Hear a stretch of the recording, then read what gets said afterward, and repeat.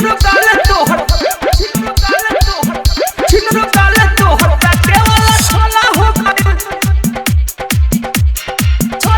गइल छिनरो गाले तोहर छोला हो गइल छिनरो गाले तोहर काटे वाला छोला हो गइल। जय मां गहिल रिकॉर्डिंग स्टूडियो खगड़िया। छोला हो गइल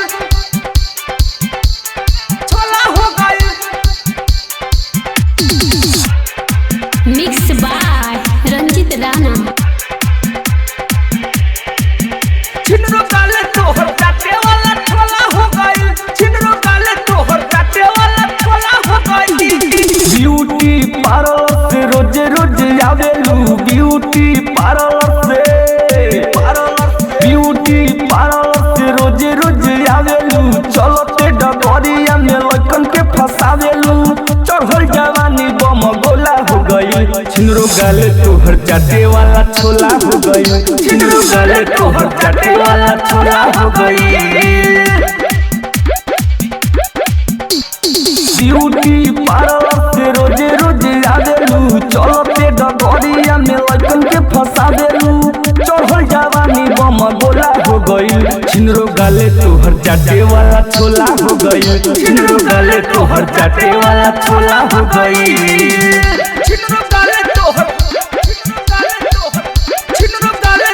चाटे वाला छोला हो गइल। जय मां गहिल रिकॉर्डिंग स्टूडियो खगड़िया। छोला हो गइल छिनरो गाले तोहर छोला हो मिक्स गइल बाय रंजित राणा। छिनरो गाले तोहर चाटे वाला छोला हो गइल छिनरो गाले तोहर चाटे वाला छोला हो गइल।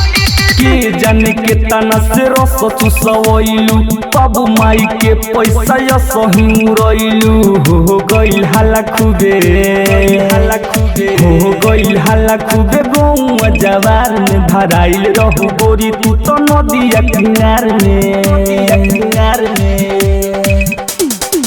जानल घर हला टोला हो गई छिनरो गाले तोहर चाटे वाला छोला हो गई छिनरो गाले तोहर चाटे वाला छोला हो गई छिनरो गाले तोहर चाटे वाला छोला हो गई।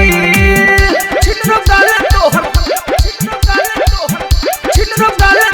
चाटे वाला छोला हो गइल। जय मां गहिल रिकॉर्डिंग स्टूडियो खगड़िया।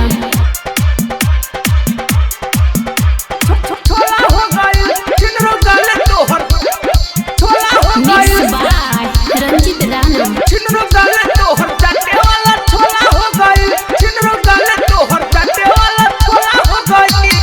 जींस पहने लगलू तू छोड़ सलाबार हो अपन जवनिया तू कोइलू बेकार हो चल गइल रणजीत